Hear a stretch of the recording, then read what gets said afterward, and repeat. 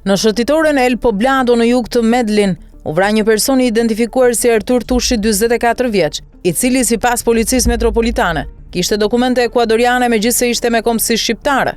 Sipas autoriteteve, Tushi dyshoi se kishte lidhje me rrjete ndërkombëtare të trafikut të drogës dhe në vendngjarje u arrestua një person i dyshuar si përgjegjës. Kemi arrestuar në flagrancë një person 35 vjeçar me shtetësi venezueliane për veprat penale të vrasjes së rënduar dhe mbajtjes së paligjshme të armës së zjarrit. Përmes zyrës së Interpolit kemi kërkuar informacion nga vende të ndryshme që të ndihmojnë në identifikimin e plotë të tij, shpjegoi General William Castano, komandanti i policisë së Valle de Aburrá.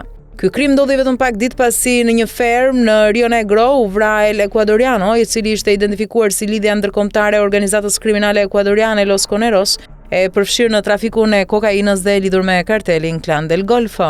Po ashtu, javën e kaluar u arrestua Ronaldo Federico Gomez Quinde, i njohur si Fede, i konsideruar nga policia si udhëheqësi kryesor i Los Coneros, për të cilin ishte shpallur një shpërblim deri në $1 milion.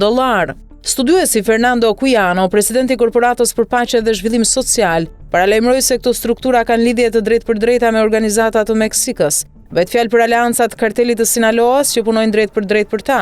Ata po fusin sasi të mëdha ketamine, të cilën ne kemi quajtur mërkuri i kuq, deklaroi ai. Ai gjithashtu paralajmëroi për interesin e këtyre rrjeteve në portin e ri të Antiguas në Urabá, i cili pritet fillojë së shpejti funksionimin.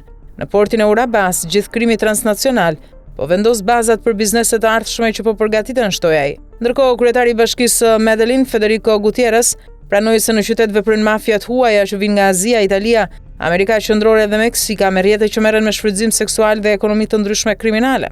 Një nga zonat më të prekura nga këto struktura është parku Leras, tradicionalisht një zonë turistike dhe argëtimi.